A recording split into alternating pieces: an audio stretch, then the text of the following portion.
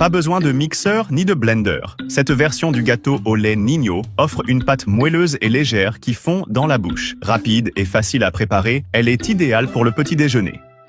Commençons par battre 4 œufs dans un saladier.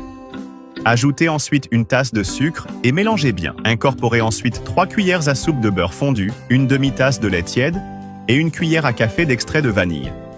Mélangez de nouveau.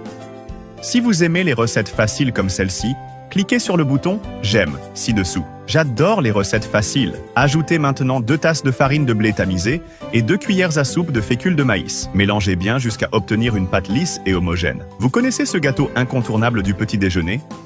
Cette recette est parfaite pour vous et fera l'unanimité auprès de votre famille. Ajoutez ensuite une cuillère à soupe de levure chimique et mélangez à nouveau.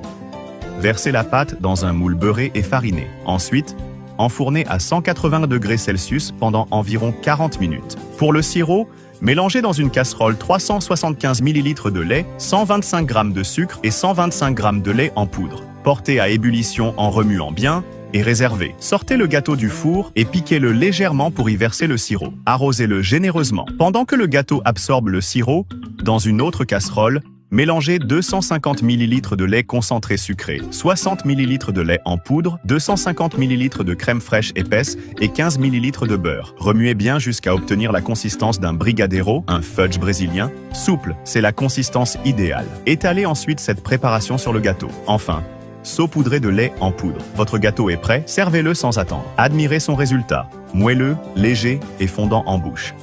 Si vous êtes arrivé jusqu'ici, notez cette recette de 0 à 10. Quelle note lui donneriez-vous? J'espère vraiment qu'elle vous a plu. Je vous dis à bientôt pour une nouvelle recette.